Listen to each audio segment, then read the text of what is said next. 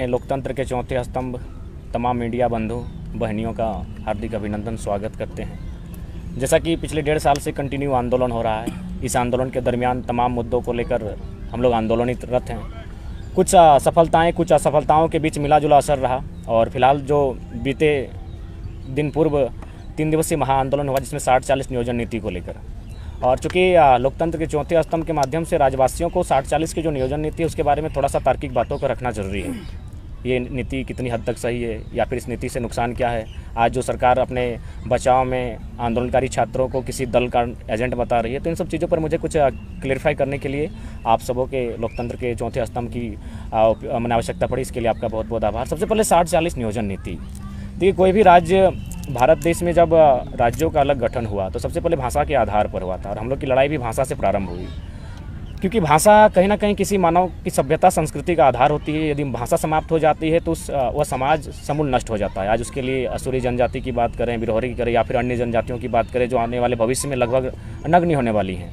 और यूएनए की रिपोर्ट है कि झारखंड की 8 भाषाएं 2050 आते आते समाप्त हो जाएगी। यानी भाषाएं समाप्त नहीं होगी, वह समूह जो उस भाषाओं का बोलचाल में प्रयोग करता है वो समूह भी समाप्त हो जाएगा। तो उसी क्रम में हम लोग का भाषाई आंदोलन स्टार्ट हुआ था। 1932 होते आज हम लोग 60-40 में आ गए हैं। भारत एक संवैधानिक देश है। सभी लोग इस बात का दलील देते हैं कि कोई कहीं आके रह सकता है, बस सकता है, तो इस प्रकार का भेदभाव और इस प्रकार का आंदोलन आप लोग क्यों कर रहे हैं। तो मैं उन्हें संदेश देना चाहूँगा कि सबसे पहले वे संविधान को ठीक से स्टडी करें। भारत एक देश है, इस बात का जिक्र भारतीय संविधान में कहीं नहीं है।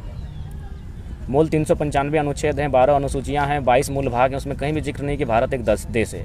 भारतीय संविधान अनुच्छेद 1 में स्पष्ट है कि भारत राज्यों का संघ, भारत अर्थात इंडिया राज्यों का संघ होगा। यानी बिना राज्य की परिकल्पना किए हुए, बिना राज्य को आप देश की कल्पना नहीं कर सकते हैं। यानी अगर आप भारत के बारे में सोचते हैं तो आपको राज्यों के बारे में सोचना होगा। यही भारत का संविधान कहता है, क्योंकि भारत एक नहीं हो सकता है। लॉजिकली आप भावनाओं में एक कर सकते हैं, राष्ट्रवाद के नाम पे एक होने का चोला उड़ा सकते हैं, लेकिन लॉजिकली बात करेंगे तो भारत एक कभी नहीं हो सकता है। भाषा एक नहीं है, परंपराएं एक नहीं है, पहनने का तरीका एक नहीं है, खाने का तरीका एक नहीं है, गीत संगीत एक नहीं है। अरे उतना तो छोड़िए, जाति धर्म तो छोड़ देते हैं, भगवान एक नहीं है। यानी भारत अलग अलग, भारत को एक कैसे किया जा सकता है? सबको उन्नति का समान अवसर देके। सबको आप जब तक उन्नति का समान अवसर नहीं देंगे, भारत एक नहीं हो सकता, ना भारत खुशहाल हो सकता है। तो जब अन्य राज्य के लोग अपने क्षेत्रता के आधार पर आंदोलन करते हैं तो सब जायज़ होता है। 1953 में जब तमिलनाडु से कटकर तेलंगाना का, आंध्र प्रदेश का तेलुगु भाषी के लिए जब निर्माण हुआ तो कोई विशेष विवाद नहीं हुआ, ना पूरे देश ने इस बात को कहने का मैंने बात रखा कि भाई ये देश को तोड़ने की बात है। बॉम्बे, महाराष्ट्र और गुजरात 2 हिस्सों में टूटा तब किसी ने कोई बयान नहीं दिया। अन्य राज्य भी अलग हुए हैं लेकिन कोई विवाद नहीं हुआ। अन्य राज्यों ने अपने लिए कानून बनाए तब कोई विवाद नहीं हुआ। लेकिन झारखंड के लोग जब अपने अधिकार की मांग करते हैं तो ये विवाद क्यों आता है कि पूरा भारत है, कि पूरे भारत का जिम्मा मतलब भारत झारखंड के लोग लेके रखें। चाहे यहाँ की नियोजन नीति हो, चाहे यहाँ का स्थान नीति हो, पूरे भारत को ठिका लेके रखें हम लोग। 60-40 समझ रहे हैं आप क्या होगा? 40% सीटें, नौकरियाँ सीधे बेची जाएंगी। आज यहीं बगल में आपका यूजी पीजी हॉस्टल है। कितने सपनों के साथ आंखों में सपने लेकर छात्र तैयारी कर रहे हैं। सब मिडिल क्लास फैमिली से हैं, खेती बाड़ी करते हैं इनके परिवार। माँ जेवर गिरवी रख कर भेजी है तो पिताजी घरों के पशु को गिरवी रख कर यहाँ तक भेजते हैं। और इस कंडीशन में आप 60-40 की बात करते हैं, 40% सीधे बाहर को बेच रहे हैं। और जब हम लोग आंदोलन करते हैं तब संविधान की बात करते हैं। अभी हम लॉजिकली बात करना चाहेंगे कि उड़ीसा का इंजीनियरिंग कॉलेज का फॉर्म आया, उसमें साफ शब्दों में लिखा है कि जो भी गवर्नमेंट कॉलेज है वो अन्य राज्यों के स्टूडेंट का एडमिशन ले ही नहीं सकते हैं। उनका एडमिशन केवल और केवल प्राइवेट सेक्टर में हो सकता है। तो जब उड़ीसा भी इसी संवैधानिक देश में है, वो यदि अपने लिए नियम कानून प्रावधान कर सकता है कि केवल और केवल उड़ीसा के ही छात्रों का एडमिशन होगा, हम तो नौकरियों पर आए हैं, वहाँ तो एडमिशन तक नहीं हो सकता है। चूंकि हमारे पास कागज भी है, चाहे तो हम लोग दिखाना चाहेंगे। लेकिन ये सरकार के लोग तो बोल रहे हैं कि टेम्पोररी तौर पर आया है ना, अभी उसके बाद तो जब ऑलरेडी 3600 टीचर की बहाली में अनुमान है कि 1200 टीचर बाहर के बन चुके हैं। पब्लिक डेटा कहाँ से आया? डेटा तो न्यूज़ वालों ने दिया है, तमाम न्यूज़ों में दिखाया गया है कि भाई बाहर के अभ्यर्थी बहुत मैक्सिमम संख्या से, जिला सहित दिखाया गया है। बाहरी कौन, स्थानीय कौन, यही डिफाइन नहीं है अभी तो। बाहरी साफ शब्दों में एड्रेस लिख रहे हैं। वो पब्लिकली कह रहे हैं कि हम बनारस से आए हो, पब्लिकली कह रहे हैं हम राजस्थान से आए हो, पब्लिकली कह रहे हैं हम औरंगाबाद से हैं, फिर भी आप डिफाइन नहीं कर पा रहे बाहर के कौन है। ये तो बड़ा दुर्भाग्य का विषय है। इंजीनियर की बहाली में आप अन्य राज्यों को दे दिए, मेडिकल अफसर आप अन्य राज्यों को दे दिए, तो झारखंड के पास क्या बचेगा? अब तो चपरासी भी नहीं बचेगा, क्योंकि अब जो उत्पाद सिपाही है इसमें भी आप मैंने झारखंडित होने का प्रमाण नहीं मांग पा रहे हैं। तो ये एक दुर्भाग्य का विषय है। दूसरी बात थोड़ा संविधानिक की बात करेंगे, क्योंकि आज संविधान के नाम पर दिग्भ्रमित किया जाता है कि भारतीय संविधान में समानता का बात करता है, जो हमारा आर्टिकल 14 से लेकर 18 खासकर 14, 15, 16 मूल रूप से 16 की बात करते हैं क्योंकि नियोजन की बात आर्टिकल 16 करता है। अगर आप भारतीय संविधान अनुच्छेद 16 को देखेंगे तो वहाँ लिखा है कि किसी भी नियोजन में राज्य किसी भी प्रकार का भेदभाव नहीं कर सकता है। कोई भी नियोजन होगी, नियुक्ति होगी तो भेदभाव नहीं कर सकता है। अनुच्छेद 16 दो में कहती है कि आप जाति, धर्म, उद्भव, जन्म स्थान, नस्ल, संप्रदाय, 7 पॉइंट है, उनके आधार पर आप भेदभाव नहीं कर सकते हैं। यानी 16(1) 16(2) के पढ़ने के बाद आपको लगेगा कि कोई भी एंट्री कर सकता है, लेकिन जैसे आप 16(3) पढ़ते हैं भारतीय संविधान अनुच्छेद 16(3), वहाँ साफ शब्दों में लिखा है कि संसद स्थानीयता के आधार पर यदि उस राज्य के लोग पिछड़े हैं, स्थानीय हैं, तो उनके लिए विशेष नियोजन में प्रावधान बना सकती है, 16(3) कहती है। तो हम तो उसी की बात करते हैं। आप आर्टिकल 46 में चले जाइए। आर्टिकल 46 में जो 16(3) का जिक्र कर रहे हैं, उसी के तहत आपको याद होगा कि जो 1932 आधारित स्थानीय नीति विधानसभा से प्रस्ताव पास किया गया, राज्यपाल के पास भेजा गया कि आप केंद्र को भेजिए, और उसमें जो 100% रिजर्वेशन की बात थी, जो आप लोग मांग भी करते हैं द्वितीय और चतुर्थ वर्ग में, कि संसद के पास अधिकार है, संविधान का जिस आप आर्टिकल का जिक्र कर रहे हैं जी, वो संसद का ही मामला है, मौलिक अधिकार यानी संसद का विषय है। तो वो तो राजभवन से लौटा दिया गया है। अभी जो समन्वय समिति की बैठक हुई गुरु जी के अध्यक्षता में, उसमें भी बात हुआ कि फिर से उसी बिल को जो है हम लोग फिर से भेजें राज्यपाल। तो हम लोग भी लगातार वही कह रहे हैं कि आप फिर से भेजिए, जो त्रुटियां हुई हैं उनको निराकरण करते फिर से भेजिए। आर्टिकल 6 बीजेपी से क्या सवाल आप लोगों के मन में है? क्योंकि देखिए, राज्यपाल ठीक है, संवैधानिक व्यवस्था है, लेकिन किस टाइप से व्यवस्था है सबको मालूम है। देखिए, उस पर हमारा ये जो चीजें लौट रही है और जो आप लोग मांग कर रहे हैं, तो रोड़ा जो बन रहा है लोग, उस पर कैसे समाधान होगा? जी, जेएमएम के बाद हम लोग बीजेपी पर भी आएंगे, उसके लिए हमारी रणनीतियां बन रही हैं। इस जब आंदोलन के लिए आए तो कोई बक्से नहीं जाएंगे उसके। तो जयराम महतो ये मान रहे हैं ना कि आप लोग के मन मुताबिक जो नीतियां बननी चाहिए, तो वो तो विधानसभा से प्रस्ताव बना करके भेजा गया। जो अधिकार हेमंत सोरेन के पास तो अधिकार नहीं है कि संसद भवन से जाकर के उनके पास। नहीं, मैंने ये तर्क, अभी हेमंत सोरेन की बात नहीं, मैंने ये तर्क दिया, लोग इस बात का भ्रम फैलाते हैं स्थानीयता के नाम पर कि आप राज्य के लिए किसी को भी ओपन रख सकते हैं। तो वही हम तर्क दे रहे थे कि उड़ीसा ने जब साफ शब्दों में लिखा है, बंगाल ने साफ शब्दों में लिखा है, तो हमारे पास एक कॉलम बनने में क्या समस्या है?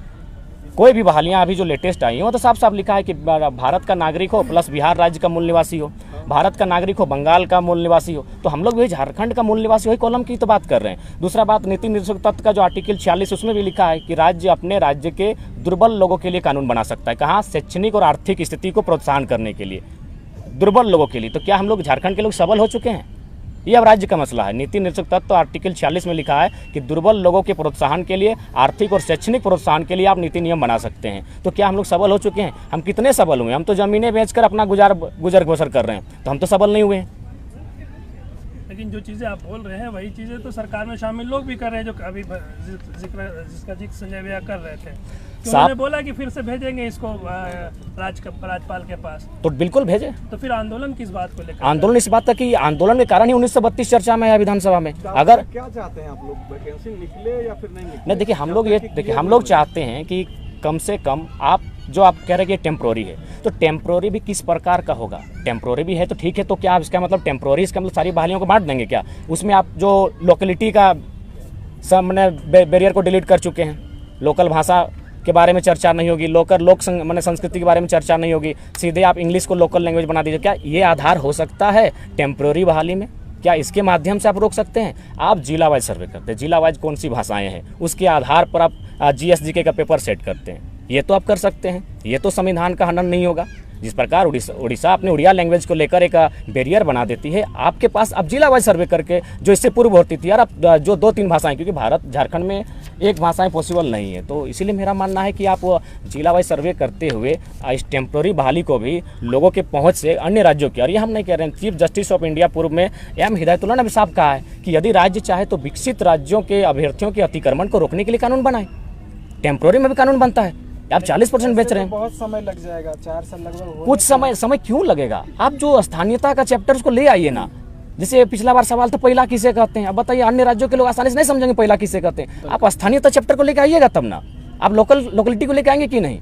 आप तो लोकेलिटी को ही डिलीट कर दिए हैं। स्थानीयता के अलावा आप किसी प्रकार से फिलहाल आप इसे टेम्प्रोरी भी रखते हैं तो नहीं बचा सकते हैं। जब तक अस्थायी नियम नहीं बनता है तब तक आप कुछ ऐसा दिमाग तो लगा सकते हैं जो आप रोक सकते हैं। आप लोग 32 का जिक्र करते हैं, बहुत कोल्हान में 32 का किसी के पास हथियार नहीं है तो अंतिम बाहरी हो सर्वे गए। सेटलमेंट के बाद चल रहा है, सुरसिंह बेसा का कहना है। हाँ, तो वो बाहरी हो गए देखिए, आपके हिसाब से वो। नहीं, हमने ये क्या कहा, आपने शुरू से कहा, हमने कभी 1932 को केंद्र बिंदु कहा, चाहे टर्म या सर्विस सेटलमेंट हुआ है। आप जिलों का जो अंतिम सर्विस सेटलमेंट उसको आधार माने 4-5 कॉलम में झारखंड की स्थानीयता परिभाषित होगी, एक कॉलम में पॉसिबल नहीं है। झारखंड विविधताओं का राज्य, इस बात को समझना होगा। हमारी एक भाषा नहीं है, बंगाल के तर्ज पर हमारी एक भाषा होती तो विवाद ही समाप्त हो जाता।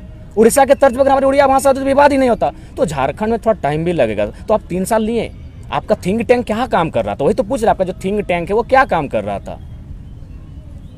तो आप चाहें तो डॉक्यूमेंट्री दिखा सकते हैं। हमने एक मस्त डॉक्यूमेंट लेके आए हैं, शायद इससे हम यही मानते हैं कि जिसके पास 1932 का खतियान है वही यहाँ के झारखंड। देखिए, हम स्पष्ट कहना चाहेंगे कि बहुत लोग इस बात को भी कहते हैं कि बहुत सारे ऐसे लोग हैं जो इस राज्य में अन्य राज्यों से आए हैं, मान के चलिए यूपी बिहार बंगाल से आए हैं, किसी एक राज्य का नाम लेने से ठीक बात नहीं है, मिला के लेते हैं, और वे लोग अपने राज्य से कट चुके हैं। चलिए ठीक है, हम स्वागत करते हैं। मैं एक उदाहरण देना चाहूँगा, VS नायपॉल जो नोबेल विजेता हैं, वो उनका भारत उनके पूर्वजों का स्थान था, वे चले गए त्रिनिदाद। VS नायपॉल ब्राह्मण थे, जब वो त्रिनिदाद चले गए तो वे क्रिश्चियन बन गए, स्वाभाविक है, कल्चर बदला जब यहाँ से वहाँ गए तो, और फाइनल जब क्रिश्चियन और हिंदुत्व का टकराहट हुआ तो वे लास्ट में नास्तिक बन गए। समझ के थोड़ा देखिएगा कि आज अगर देवी ईश्वर पर अगर किसी की आस्था है भारत में तो ब्राह्मण परिवार की होती है, लेकिन ब्राह्मण परिवार के सदस्य वहाँ नास्तिक बन जाते हैं। मेरे इस उदाहरण का कहने का तात्पर्य है, जो लोग इस बात को बार बार रख रहे हैं कि हम लोग अपने गांव अपने समाज छोड़ कर आए हैं, तो सिंपल है, झारखंड की भाषा संस्कृति को अपना लीजिए, जैसा देश वैसा भेष, सीख लीजिए, आधा विवाद समाप्त हो जाएगा। मतलब खतियान अनिवार्य नहीं है। मतलब देखिए, मैन बिंदु खतियान रहेगा, अपवाद में एक्सपेक्टेशन जो उसको हट के यदि कोई ऐसे एक्सेप्ट मन है तो उसको आप आधार मान सकते हैं। उसके लिए आप मोटा मोटी, अभी देखिए OBC का जब गणना हुआ था तो लगभग हमको लगता है 40 साल लगा था। 1952 में सर्वे स्टार्ट हुआ था, 1990 में आरक्षण दिया गया था, तो आज 23 साल झारखंड का हो चुका है। यदि किसी सरकार की नियत में इस प्रकार की सोच होती कि चलिए भाई कुछ लोग ऐसा हैं, तो सर्वे अभी तक करते तो अभी तक पता भी चल जाता कि कौन लोग ऐसे हैं जो इस भूमि में रहने के बाद अपने भूमि से नाता टूट चुका है। सर्वे में क्लियर हो जाता, एक टीम बनाते हैं। जब 40 साल लगा OBC को गणना करने में, तो 20 साल में आप ये भी गणना कर लेते कि भाई कौन लोग ऐसे हैं, क्योंकि झारखंड बड़े दिल वालों का राज्य है। उसके बाद सरकार सोचती। हमने तो हमेशा ऐसी बातें कही हैं जिससे किसी का नुकसान ना हो, ना कि कोई अराजकता फैले। अरे भाई, दूसरे लोग तो तरह तरह की बातें करते हैं, हम लोग तो हमेशा आप ही के लोग ना बाहरी सांसद, बाहरी विधायक, देखिए ये तो कहेंगे, अब चुने हुए प्रतिनिधि को बाहरी आप बता रहे हैं, आप ही के लोग। नहीं, हम लोग में टैलेंट नहीं है, इसका मतलब आप सांसद जो आपके धनबाद के सांसद, उसको बाहरी बताया जाता, उनको चुना किसने, जयराम जी? जी, हम लोगों ने ही चुना है, और उम्मीद करते हैं कि आगे आने वाले दिनों में इस प्रकार की पुनरावृत्ति ना दोहराई जाए। एक हमारे पास लेटर है, बड़ा सुंदर लेटर है, ये 1999 का है, थोड़ा खोज रहे हैं, अगर मिल जाए तो शायद राज्य को भी और एक संदेश बढ़िया मिले, पता नहीं 1999 का लेटर, हाँ मिल गया। ध्यान दीजिएगा, 1999 में हम बिहार में थे। ये 1999 का लेटर है, बिहार लोक सेवा आयोग पटना, और बिल्कुल सरकारी पत्रांक के साथ है। उस समय बोकारो का जो सेल है, वहाँ एक उड़ीसा के व्यक्ति काम करते थे, गुरुचरण कलुंडिया, रोल नंबर 811914। पिता श्री वीरेंद्रनाथ कलुंडिया, ग्राम रामबेड़ा, डाकघर पांडुपानी, भाया जेरई, जिला मयूरभंज, उड़ीसा। यानी उस समय हम बिहार का पार्ट थे। जब वो बिहार यानी उड़ीसा के थे, जब उन्होंने शिक्षक की परीक्षा को दिया तो बिहार राज्य में उत्तीर्ण हो गए। तो यहाँ आपका बिहार लोक सेवा आयोग पटना के माध्यम से विशेष कार्य पदाधिकारी के माध्यम से उनको लेटर जाता है कि उपर्युक्त विषय के संदर्भ में निर्देशानुसार सूचित करना है कि प्राथमिक शिक्षक प्रतियोगिता परीक्षा 1996 के आधार पर आपका परीक्षा फल प्रकाशित किया गया था, परंतु जांच के क्रम में पाया गया कि आप बिहार राज्य के बाहर के मूल निवासी हैं। बिहार राज्य सरकार के आरक्षण नियमावली के अनुसार केवल बिहार के मूल निवासी कोई आरक्षण का लाभ देय है, अतः बिहार राज्य के बाहर के मूल निवासी होने के कारण आयोग द्वारा प्रकाशित आपका परीक्षा फल रद्द किया गया है। तो जब उस समय हम बिहार में थे और ये क्लियर था कि बंगाल उड़ीसा के लोग बिहार में एंट्री नहीं करेंगे, तो जब हमको अलग झारखंड मिल गया तो उस समय वो नियमावली फॉलो क्यों नहीं हो रही है? सरकारी कागज है। तो इस तरह की मतलब साफ शब्दों में कहा जाए, अब बहुत सारे लोग इस बात का भी दलील देते हैं कि न्यायालय है, ब्यूरोक्रेसी है, इतने आयोग हैं, इतने सरकारी तंत्र हैं, इसके रहते कैसे अन्याय हो सकता है। तो मैं लॉजिकली आज 1.5 साल के आंदोलन में थोड़ा सा मैं एक ऐसा शब्द का प्रयोग करना चाहता हूँ जो शायद अभी सनीदा आपके साथी हमको कह रहे थे कि आप पढ़े लिखे होकर इन शब्दों का प्रयोग करते हैं, लेकिन मजबूरन आज फिर मैं कर रहा हूँ प्रेस कॉन्फ्रेंस में कि ये लोग खासकर हमें झारखंड के लोगों को जानवर समझते हैं। उदाहरण दे रहा हूँ, 3-4 उदाहरण से क्लियर हो जाएगा कि वास्तव में, और राज्य को जानना चाहिए। सबसे पहला उदाहरण जादूगोड़ा, मैंने पहले भी रखा है। जादूगोड़ा में जो यूरेनियम का खनन होता है उसमें 47% महिलाओं को संभोग करने की इच्छा नहीं है। उस रेडिएशन से इतना असर हुआ है, समझ सकते संभोग या जनन यानी जिससे कि सृजन होता है, जिससे संसार सृष्टि आगे बढ़ती है, यानी 47% महिलाओं को संभोग की इच्छा नहीं होती उस रेडिएशन के कारण, फिर भी आप कोड़ रहे हैं, इसका मतलब हम जानवर ही हैं। मैं लॉजिकली बात करता हूँ। जादूगोड़ा की रिपोर्ट है 100 में 47 महिलाएं, मैंने साफ शब्दों में सुन लीजिए, लॉजिकली बात करें, सेक्स करने को उनमें इच्छा नहीं है, जिससे संसार चलता है, जिससे हम और आप दुनिया में आए हैं, फिर भी आप जमीन कोड़ रहे हैं। फिर भी क्यों? क्योंकि हम लोग जानवर हैं। और एक उदाहरण देते हैं, यहीं बगल में आप गए भी थे, आप लोग सब बुढ़ाखाप में रिपोर्टिंग करके आए हैं। वहाँ क्या मामला है? महिलाएं पेड़ बचाने के लिए आलोका प्राइवेट स्टील लिमिटेड के खिलाफ आंदोलन कर रही है। आपको पता होगा नीरज महतो नाम का एक 8 साल का बच्चा जो कैंसर से जितना फेस है उतना उसका घाव हो चुका था, वो मर गया। वही आलोका स्टील कंपनी कुछ दूसरे राज्य में है, वहाँ 0 पोल्यूशन है। तो हम जानवर ही है ना, जो हमारे यहाँ पोल्यूशन है, हम कैंसर से आपके धुएं से मर जा रहे हैं, और आपका कैपेसिटी नहीं कि आप दूसरे राज्य में 1% पोल्यूशन निकाल सके। यही कंपनी जब दूसरे राज्य में जाती है तो वहाँ 0 पोल्यूशन पे काम करती है। जब ये झारखंड आती है तो लोग उसके कैंसर से मर जाते हैं। तो इसलिए हमने कहा कि हम जानवर हैं। और एक उदाहरण दे ही देते हैं, कोल सबसे ज़्यादा प्रभावित किया झारखंड को। चीरहरण अगर सबसे ज़्यादा किसी का हुआ है तो कोल फैक्ट्री के कारण, कोल खनन के कारण। आप चले जाइए, यहाँ 3 यूनिट गवर्नमेंट की और कुछ यूनिट्स हैं, CCL, BCCL और ECL। आज बेरमो में जाइए, 999 साल कर लीजिए। बताइए 999 साल कर लीजिए, कौन सा संवैधानिक है? किस प्रकार का छेड़छाड़ हो रहा है यहाँ के कानूनों के साथ? यही आप NCL है आपका सिंगरौली मध्य प्रदेश में, अगर आप वहाँ जाते हैं तो वहाँ क्या होता है कि सबसे पहले एक टीम गठन होता है। वो टीम जाके वहाँ सर्वे करती है, जिनका मकान तोड़ना हो सब चीज़ सर्वे होता है, और उनको एक ज़मीन का आवंटन होता है, ज़मीन में घर बना के बाकायदा कंपनी देती है। सिंगरौली में, यही मध्य प्रदेश सिंगरौली में लोग बाकायदा घर बना कर देते हैं, यहाँ घर तोड़ते हैं। तो इसलिए तो हमने कहा हम लोग जानवर हैं, ये लोग हम इंसान ही नहीं मानते हैं। तो फिर अब किस न्यायालय और कानून की बात करते हैं? हजारों CNT कानून पेंडिंग पड़े हैं, हजारों हत्याएं हो चुकी है जमीन विवाद को लेकर। साफ शब्दों में आज हमें कठोर शब्द करना पड़ रहा है। बाकी जो है ये लोग झारखंड के लोगों को जानवर मानते हैं। हजारों उदाहरण देंगे जहां देश में ठीक ठाक कानून है, लेकिन जैसे वो कंपनी वही लोग झारखंड में एंट्री करते हैं, उनकी नैतिक सोच मर जाती है या फिर उनका माने मर्यादा खत्म हो जाता है, और वे लोग इस प्रकार कार्य करते हैं जैसे हम लोग पशु हैं। आज मजबूरी में इस बात को रखना पड़ रहा है, इसीलिए सारा सिस्टम यहाँ फेल है। चाहे DC रहे चाहे VC रहे, यहाँ सब कोई केवल और केवल इस राज्य को दोहन करने के लिए आए हैं आज। इसलिए आज मजबूरन मुझे इस पीड़ा के साथ इन शब्दों को रखना पड़ रहा है।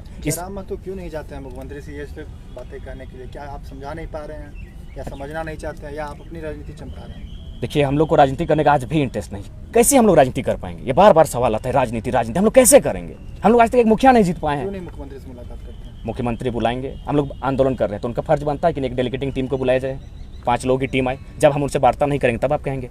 हमारे बड़े भाई के नाते आप भी तो रिक्वेस्ट कर सकते हैं कि आप समय दीजिए, हम आपसे मुलाकात करेंगे, अपनी बातों को रखेंगे। आप क्यों तब तक चाह रहे हैं कि लोग पीड़ित है और वो परेशान हो, बीमार पड़े?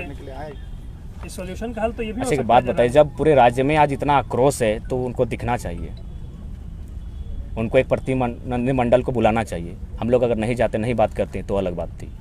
हमें मुख्यमंत्री से शिकायत है, व्यक्तिगत हेमंत सोरेन से कोई शिकायत नहीं है। अच्छा, यही कहना है 1932 का जो आप लोगों ने मुद्दा उठाया था, क्या मेन मकसद राजनीति में ही आना था? क्योंकि लगातार जो है आप लोगों ने ये भी घोषणा कर दी है कि 2024 में आप लोग चुनाव लड़ेंगे। नहीं, अनुमान कहा है, अभी भी कहा है कि हम लोग अगर सरकारें विफल होती है। जितने भी छात्र नेता है आप लोग अलग अलग दल बनाने में लग गए हैं, जितने भी है। देखिए, सबसे पहली बात है, आंदोलन का स्टार्ट दामोदर नदी में हुआ, इसीलिए इस बार चुनाव का फैसला भी दामोदर नदी के किनारे से ही होगा। और जो कोयलांचल के कोयला में जो आग होती है, फिलहाल वहाँ के लोगों के दिल में आग है, कारण कि सबसे ज़्यादा शोषण वहाँ देखा है।